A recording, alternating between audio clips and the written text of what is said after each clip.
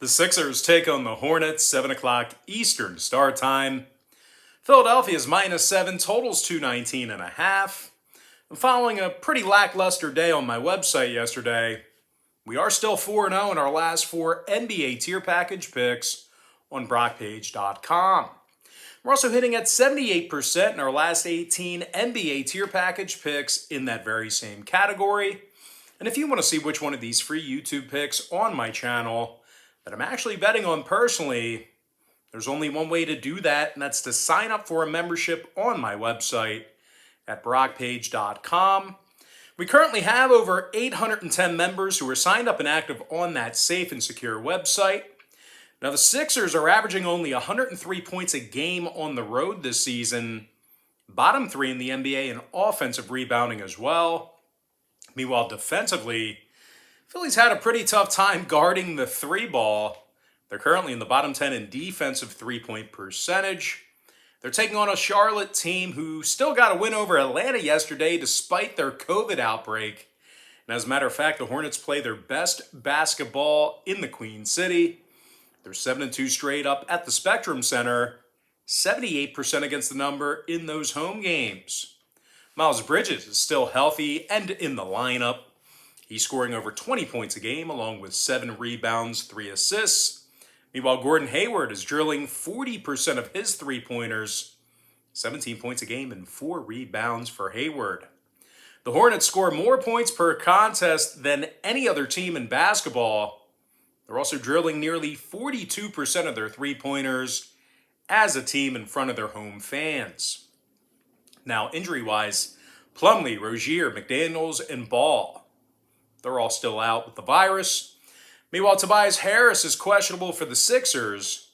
When it comes to the total in this one, Philly's last 3 straight fell under the number, 7-2 to the under in their last 9. I'm going to lean toward Charlotte +7, under 219.5. Next game, Wizards-Pacers, 7 o'clock Eastern tip-off. Indiana's -5.5, totals to 11. Now, the Pacers lost their last 4 straight, 3-7 straight up in their last 10. The Pacers are currently 7 games below 500, and they've had a pretty tough time defensively at home. The Pacers are in the bottom 10 in home points allowed, bottom 10 in guarding the 3 ball in that very same category. They're taking on a Washington club who's allowing just 105 points a game when traveling. The Wizards are also in the top 10 in defensive field goal percentage on the road. Now, when it comes to the scoring in this one, Bradley Beal is averaging over 21.5 points a game, 4 rebounds, 6 assists for Bradley. Meanwhile, Montrezl Harrell is scoring 15 points a night, along with 8 boards, couple assists. Injury-wise, Thomas Bryant is questionable for Washington. Holiday, Warren, and McConnell are still out for Indy. When it comes to the total in this one, the Pacers' last 2 straight got over the number, 5-1 to the over in their last 6. Meanwhile, the Wizards went 4-1 to the over in their last 5 themselves. I'm going to lean toward Washington +5.5, over 211. Next game, Thunder, Pistons, 7 o'clock Eastern start time. Detroit's -5, totals 206. And as bad as the Pistons have been, they've actually been pretty good against the number here recently. They're currently 3-1 against the spread in their last 4, 6-3 ATS in their last 9. And as atrocious as the Pistons have been offensively, they're actually still in the top 10 in shooting from the stripe. Jeremy Grant is scoring over 20 points a game, 4 rebounds, 2.5 assists for the forward. Meanwhile, Cade Cunningham is scoring over 14 points a night himself, 6 rebounds, 4 assists for Cade. Now, defensively, the Pistons are in the top 10 in fewest fourth-quarter points allowed. They're taking on an OKC team who lost their last 8 straight. And they're still going to go to work here tonight without their best player, Shai Gilgeous-Alexander. The Thunder scores fewer points per contest than any other team in basketball. They're also drilling just 28% of their three-pointers. OKC also plays their worst basketball on the road. They're winning only 18% of their contests away from home. Now, when it comes to the injury report, once again, Shai Gilgeous-Alexander, he's out tonight for OKC. Meanwhile, for Detroit, Diallo is out. Joseph is doubtful.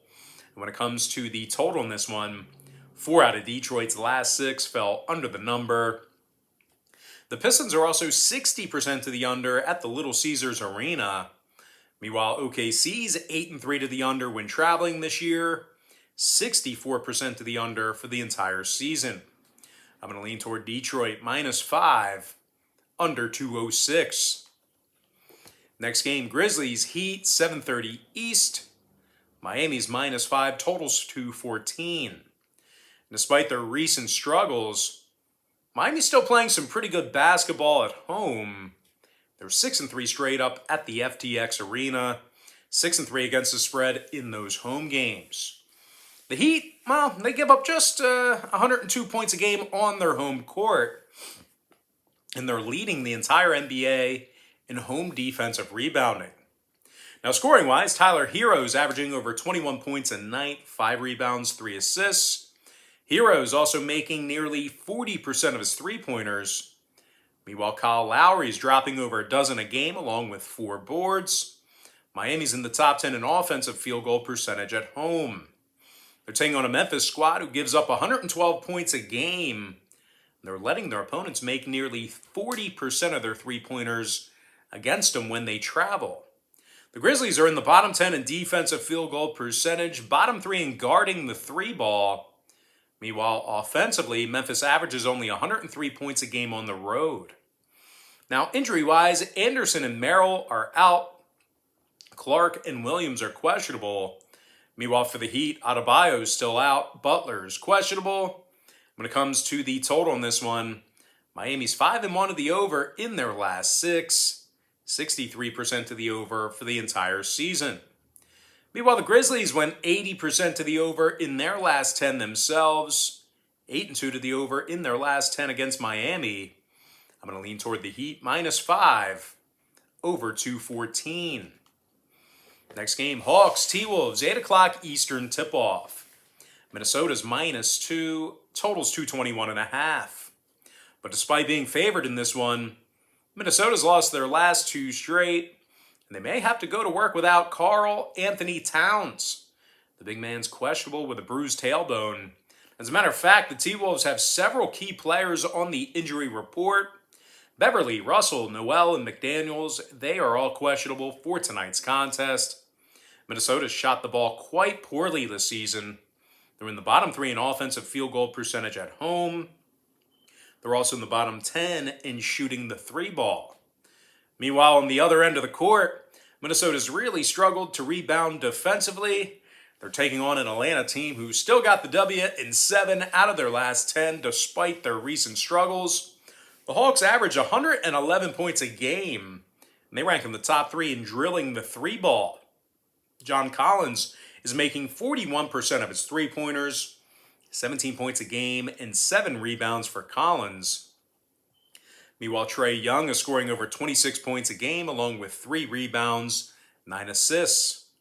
Atlanta's in the top 10 in offensive field goal percentage, top 10 in offensive rebounding. And when it comes to the injury report, Bogdanovich and Reddish are questionable. Hunter and Okongwu are both still out. Now, number-wise, 2 out of Atlanta's last 3 fell under the posted total, throwing out the Charlotte game. Meanwhile, 2 out of Minnesota's last 3 fell under the total themselves, 10-3 to the under at the Target Center. I'm going to lean toward Atlanta +2, under 221.5. Next game, Cavs, Bucks, 8 o'clock Eastern start time. Milwaukee's -7, totals 215. But despite being favored in this one, Milwaukee's failed to cover in 2 out of their last 3, and they've really struggled to cover at home this year. Milwaukee's gone just 4-8 against the spread in their dozen home games. The Bucks are in the bottom 10 in offensive field goal percentage at home, bottom 3 in fourth quarter scoring at home as well. Now, Milwaukee's currently got a slew of guys on the injury report. I'll get to that in just a second. Now, they're taking on a Cleveland squad who won 4 out of their last 5 themselves, and they successfully covered the point spread in their last 7 straight.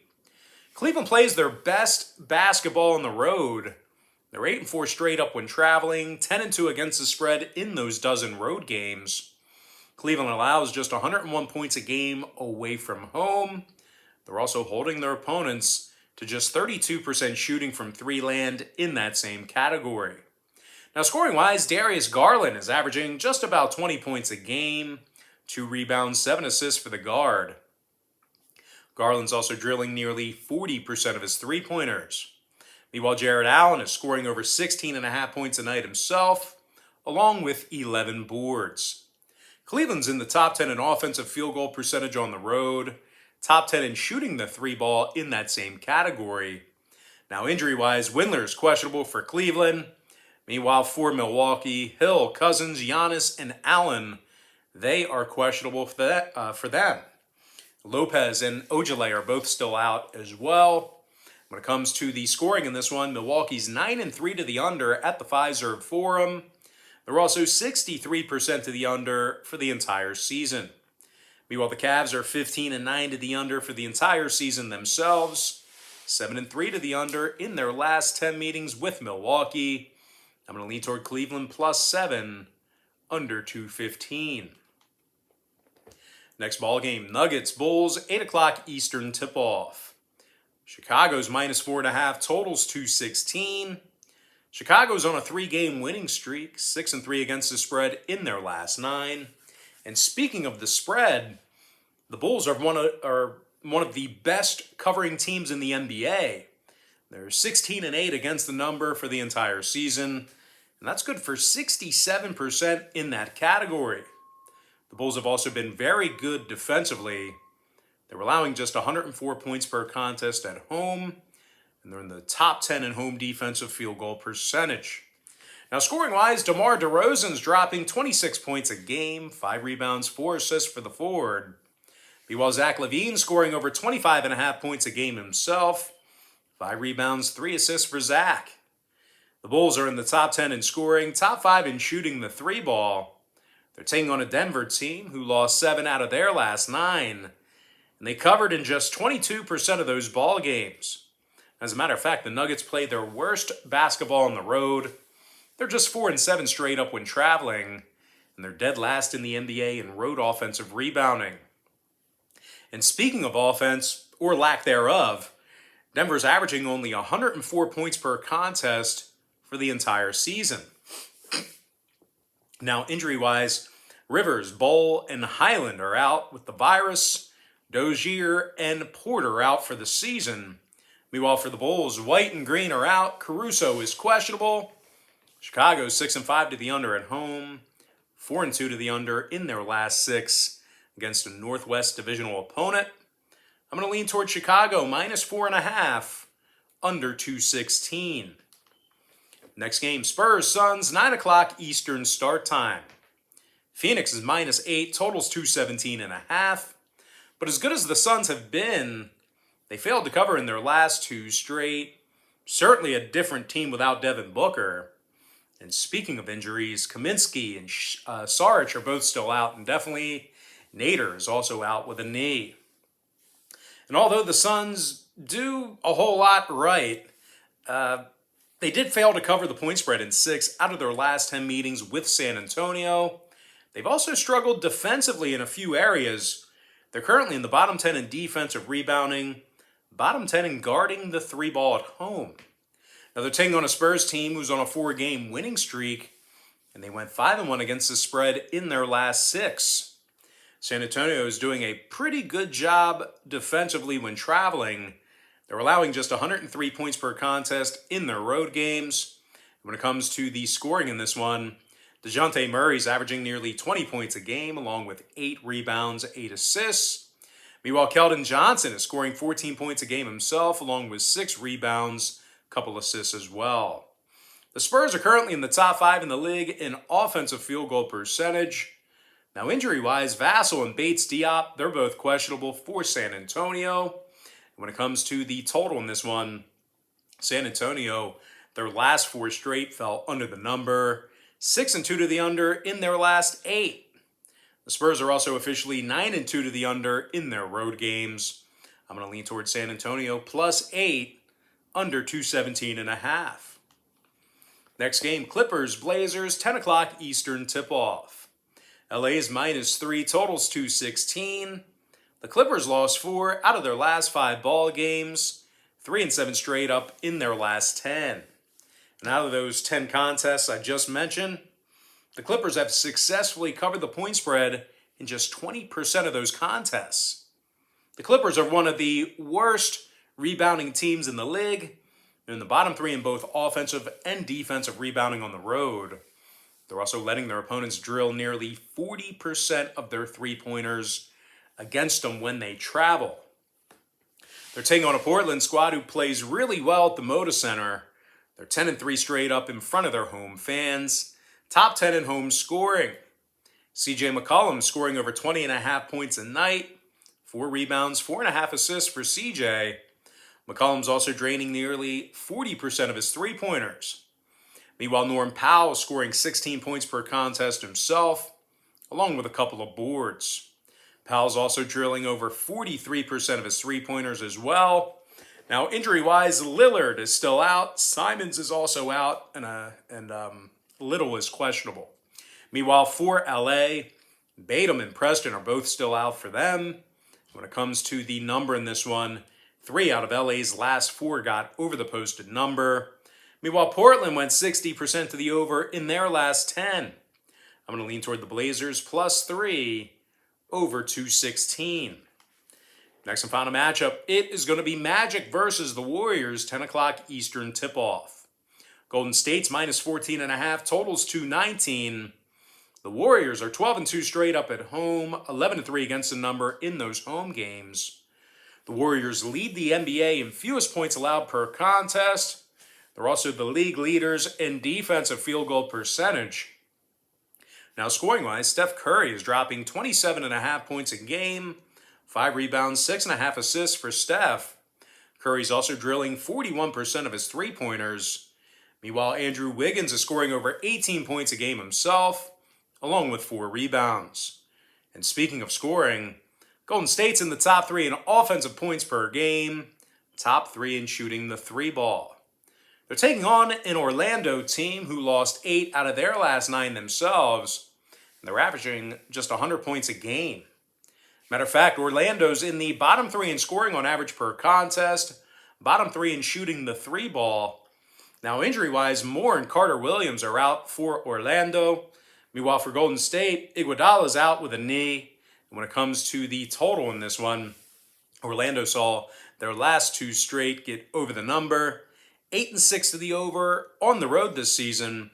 I'm going to lean toward Golden State minus 14.5, over 219. And with that, guys, now it's time for our quick pick recap. Powered to you by my website at brockpage.com, where we are 4-0 in our last 4 NBA tier package picks. I like Charlotte plus 7, under 219.5. Washington plus 5.5, over 211. Detroit minus 5, under 206. Miami minus 5, over 214. Atlanta plus 2, under 221.5. Cleveland plus 7, under 215. Chicago Bulls minus 4.5, under 216. San Antonio plus 8, under 217.5. Portland plus 3, over 216. Before I give you my next and final free pick for the video, one final reminder that we are also hitting at 78% in our last 18 NBA tier package picks on brockpage.com. I'm going to lean toward Golden State minus 14.5, over 219. And with that, guys, now it's time for our shout out of the day. And that's going to go to Marcel, who said earlier this morning, "Thank you as always. Have a good one." All right, guys, that's going to do it for me. Don't forget to check me out on brockpage.com. If you guys do end up getting a membership here today on that website, just keep in mind you're going to get billed the day you sign up and then the first of every month following that. So if you do end up getting a membership here today on brockpage.com, you're going to get access to those picks all the way through the end of December. I always tell folks in every single video, the earlier in the month you sign up, the better. We also have a board member tier package on that site as well. And if you sign up for the board member tier, You're going to get access to every single pick that I post on that website all the way through the end of December. It's by far your best value. It's by far the best membership you can get on that website. But most importantly, guys, got to thank you for joining me right here on YouTube. I really hope you enjoyed all this great free content, all this great free information. And with that said, guys, happy Monday to you. Best of luck to you. And I look forward to seeing you later on today on my website at brockpage.com.